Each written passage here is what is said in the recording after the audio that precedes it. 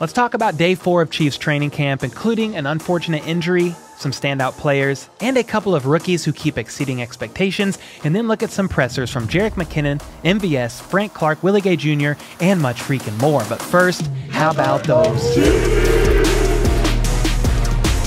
What's up, guys? My name is Cole, aka the sassy, sarcastic, bearded ginger Chiefs fanatic, or sometimes known as the scarlet bearded knight of knowledge, and I do daily news about the Kansas City Chiefs. So make sure to sub if you're new, because this season is about to be insane. Hit that like button if Isaiah Pacheco is indeed coming for another grown man's freaking job. And let's get into this video, starting with a little bit of an announcement real quick. And that announcement is this: tomorrow, which is Sunday, July 31st, I'm going to be going live at 1 p.m. Central to talk training camp and hang out with y'all, answer questions, and all that fun stuff. So if you're around and available, mark your calendars, and I'll definitely see y'all there. All right, from here, let's dive into day 4 of Chiefs training camp, starting with an injury and missing persons report. The missing persons aren't surprising, which includes the 3 players on the PUP list: Rashad Fenton, Prince Tega Wanogho, and Lucas Niang. Now, these guys may have been seen in attendance in some capacity, but not participating. Fenton, for example, could be seen out on the field taking mental reps, so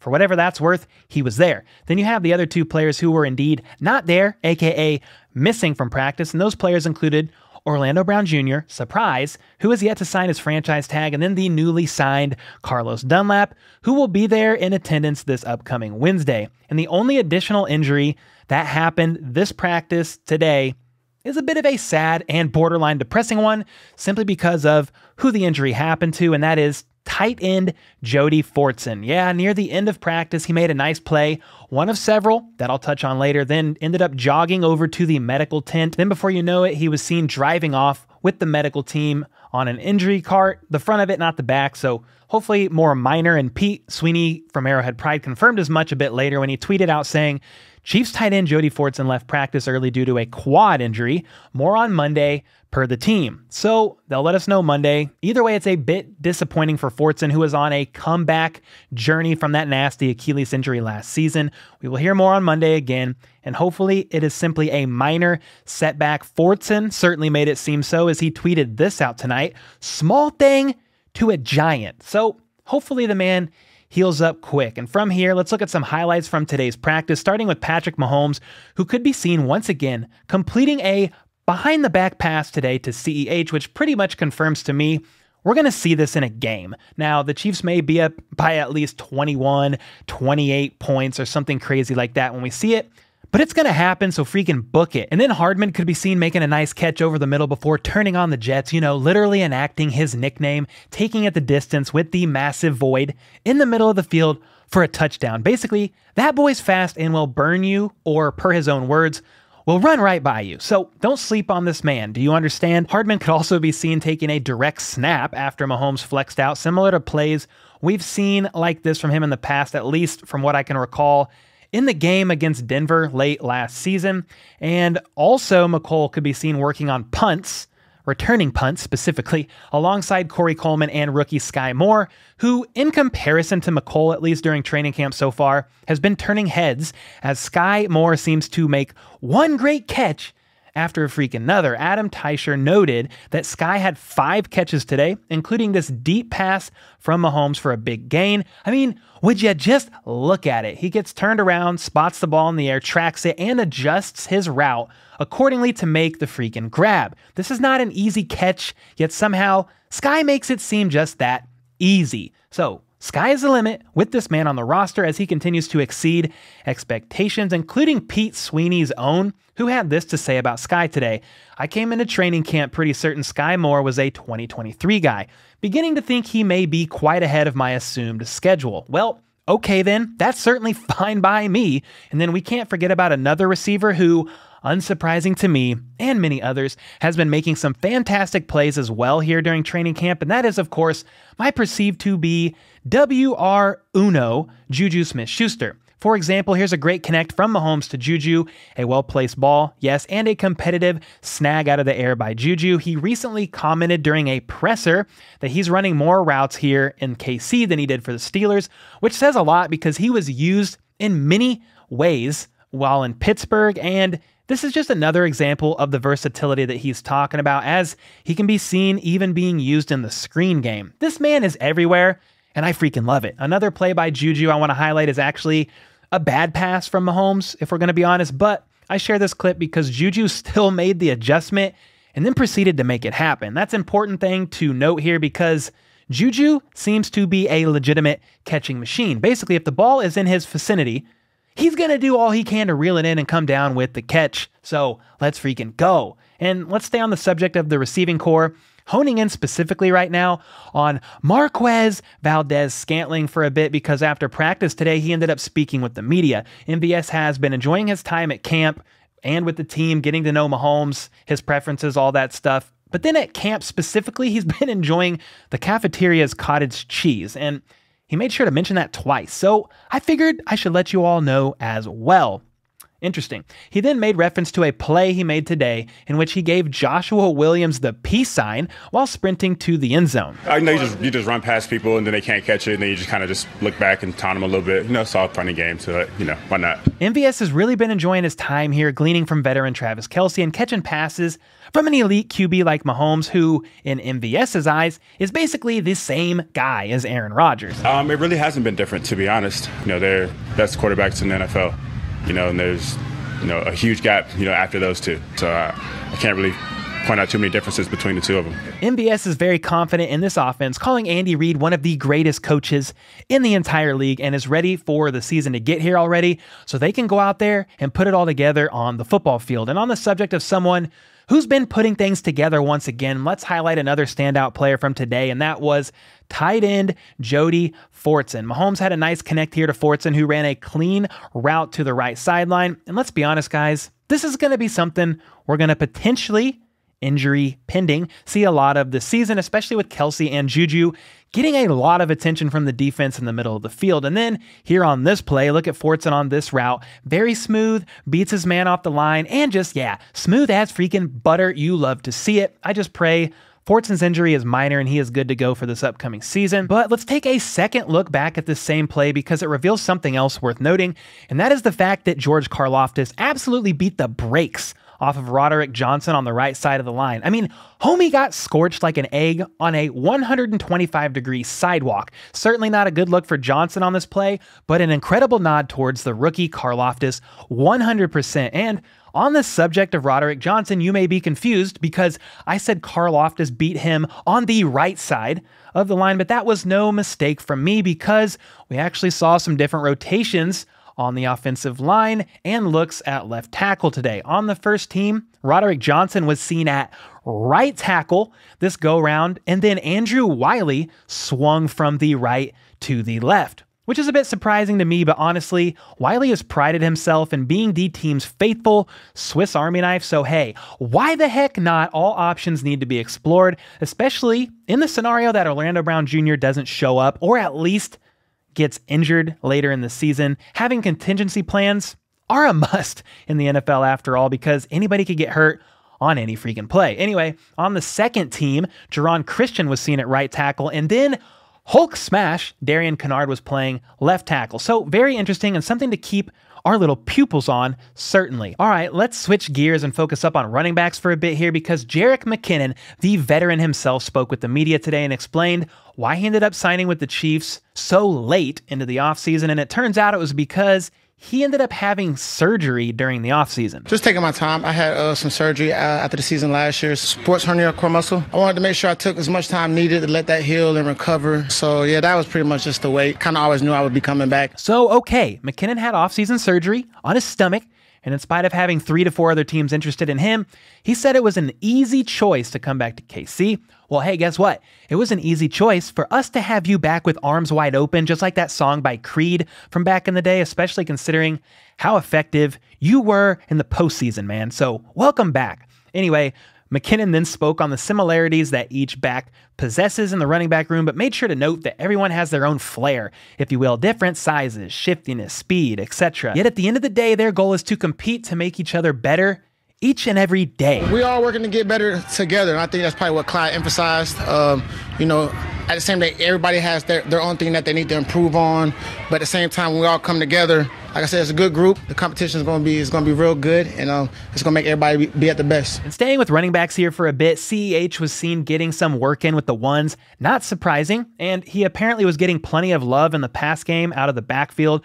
So yeah, like Lance has says, maybe the Chiefs finally decided to tap into the skill set of their 2020 first-round pick in 2022. Well, we shall soon find out. And then out here with the first team was McKinnon as well, not surprising, but the rookie Isaiah Pacheco also a little bit more surprising, who keeps showing up and certainly aiming to take another grown man's freaking job. It's very interesting to see Pacheco out there with the ones because Pete Sweeney noted that Ronald Jones II was living up to the end of his name and was out there with the second team pretty much exclusively. So what does that mean to y'all when you see the rookie with the first team and the veteran Ronald Jones with the second? Well, if the Chiefs aren't liking what they see in Rojo for whatever reason when compared to the rest of the running back room, it is not out of the realm of possibilities that Rojo could be traded. Is that likely? I'm not sure, but it's definitely a freaking possibility, especially if Pacheco keeps showing out and showing off here at training camp and, of course, in preseason and all that good stuff. McKinnon was actually asked specifically about Isaiah Pacheco, who, as I previously stated, was seen out there getting reps with the ones. And here's what McKinnon had to say. He's a humble guy, and, his work ethic is top tier, real explosive. Now he got nice size. Him and Fleet both big backs, but they move really well. They got good feet in the individual drills. So I know the coaches think highly of him, and so does, everybody else on the team. And, just in these last couple of days, he's showing what he could do, with the ball. And Adam Teicher of ESPN had some high praise for Pacheco as well, saying another rookie getting a long look is running back Isaiah Pacheco, a 7th round draft pick. I didn't have him making the team before camp, but he's going to take a roster spot from a veteran if he plays as well as he has been when the pads come on. All right, well, noted in my mental notebook. Let's go Isaiah Pacheco. We got to keep our eyes on this battle because it certainly seems to be heating up. All right, next up, Willie Gay was caught for a brief sideline interview right after practice, I believe it was, and this man was stoked about his interception off Mahomes yesterday, saying that it was a real confidence booster for him, which of course is only a good thing. He and Nick Bolton have developed quite the bond over their time together, and Willie basically said they are family. I think he referred to him as a brother. Willie then said he's been trying to improve off of last season and has been... I'm actually working on my flexibility a lot more than I did last year. I'm trying to be more mobile, so I'm a little heavier than I was last year, but I can move better, I'm faster, more explosive, I feel. All right, Willie, nothing wrong with being a bit heavier, but at the same time, somehow more flexible and more explosive. You gotta love to hear that because I know I do. And you also love to hear Willie's response when he's asked about his expectations for the Chiefs defense this year. No excuses this year, man. We won't be perfect, but you're going to get the best defense out there every chance we get. We're going to do our best and give it all we got, man. It's going to be fun. Well, then, let's freaking go with all this amazing defense talk because Lord knows the team needs it. And let's stick to the defensive side of the ball here because Kent Swanson noted that McDuffie is putting together a strong day in coverage, or was because it was earlier in the day, which is great to hear because Kent knows what he's talking about. McDuffie could be seen breaking up a play on MVS today as well. And then Caleb James said that McDuffie was quietly excellent in his coverage today. Very few balls are thrown his way, but his ability to flip his hips and transition is excellent. So again, McDuffie may not come up with a lot of flashy hype style plays and splash in the reports, but as expected, he's been strong in coverage and I hope he will shine even more come Monday when the pads come on and he's allowed to use his physicality. It was also noted that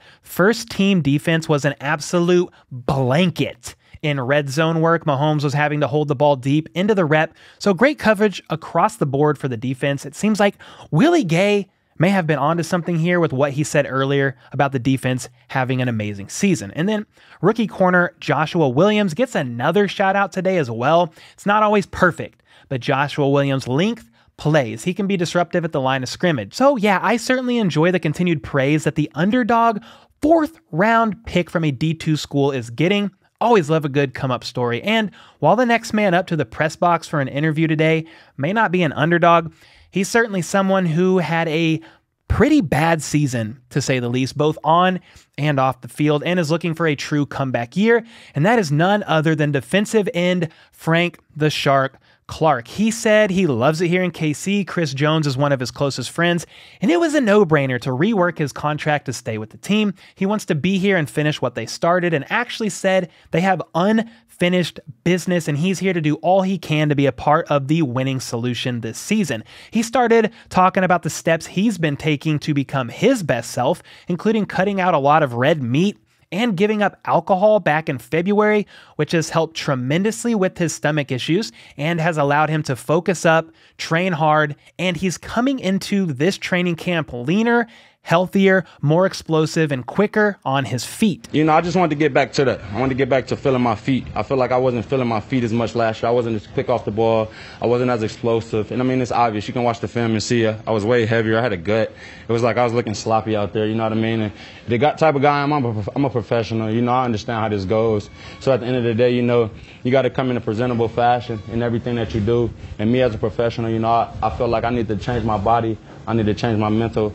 And that's exactly what I did. Frank then spoke about how difficult last season was for him on the field because of the issues he caused off the field, including the multiple gun charges he caught and the weight that those court cases carried during the season and all that good stuff. And when reporters pressed him about said court cases, because they're technically still pending/in process, Frank didn't say much other than that his lawyers are on it and it'll all be worked out soon, whatever the freak that means. But hey, he seemed to have learned from these past experiences and is coming into this season hungry to prove himself, especially given the fact that Coach Reed himself had this to say to Frank Clark about his performance overall last season. I mean, it was flat out. He was like, I know what type of player you are. You know what type of player you are. You didn't show that this season. Flat out. You know what I'm saying? I understand that. Me and Coach Reed, we very real. You know, I come in last year, I'm going through what I'm going through. But at the end of the day, I still have a job to do, and I didn't do my job like I should have to my, you know, standard. That's not good enough, and obviously to my coaches, and I appreciate him for that, for holding me to that standard. Well, I appreciate Andy Reid giving the Shark the truth, straight with absolutely no chaser, because we all know he needed to hear it in his little ears. Clark then mentioned that he's excited to have the veteran Carlos Dunlap join the team, and he's even more excited for the rookie, George Karlaftis, who is full of a youthful zeal and wants to soak up every bit of knowledge that he can, like a sponge. I was teaching him today. He asked a question about getting off the ball. He's like, bro, what are you looking at? I explained to him some different keys, and he came back to me like, I was just sitting there like zoned out looking at the sky. I just came off the field 5 plays straight. I'm like, you know, I'm chilling, looking at the sky, zoned out, like, end of practice. He come running over to me like, bro. He like, bro, I did it. I'm like, what, dude? Like, he scared me. He like, bro, I did it. I did what you told me to do. I was like, oh, you know, cool. All right, you know, good stuff, bro. You know what I'm saying? But it's just the fact that, you know, that he came over so excited that his ability to retain the knowledge that I was telling him and for him to go do it and for him to feel it and see the success from it. So at the end of the day, that's how I feel about George. And I love this story from Frank, man. Sometimes it's good for these vets to be reminded what it's like to just love the game with a youthful zeal, and I think that will only be a good thing for players such as Frank Clark. He seems to have settled down and is more focused than ever, and I'm excited to see what he has in the tank and what he's going to bring to the table this year, especially considering this could very well be his last year in Kansas City. What are your thoughts, guys, on today's practice? Are you concerned at all about Fortson's injury? Maybe it's minor, major. What do y'all think about that? Are you impressed by Skyy Moore? Hopeful for Frank Clark? All of the above? Maybe you're a pessimist and it's none of the above. Either way, let me know in the comments. Let's quarrel about it down there quietly in the comments per usual. And from here, I got to give a few quick shout outs to some super thanks comments, starting with Clark Duncan with the 2, who says I'm way better than the Denver Donkeys report and he doesn't even like it anyway, even though he's in Denver. Whatever. You're a Chiefs fan, so that's all that freaking matters. I appreciate you. Then another shout out to Mr. Jaguar K. Wayne himself for the $10 bomb. He said, Cole the red-bearded Snapdragon, your humor is drier than sawdust. That's why I like it. Let's freaking go. And then also shout outs to Hunter J20 for the 10 as well, who says, thanks for all the hard work, Cole, aka the Chiefs bleeding red-bearded human mascot. Well, shoot, I really appreciate the super thanks, all the generosity from all y'all, as well as the likes, the comments, the feedback, whether it's good or bad. You are all part of this channel's success, and I'm freaking grateful for that. Don't forget to tune into my live stream tomorrow, 1 p.m. Central, to talk training camp and hang out, answer questions, and have a jolly old time. And then, of course, don't forget to leave a bearded comment or a super thanks to potentially be featured in the next vid. Like this vid if you haven't already for the obligatory algorithm push. It really helps. And then check out this video here from the legend Shaggy Shane himself, who went to training camp today and put out a video for all to behold. And until next time, let's go. Let's freaking go. How about those?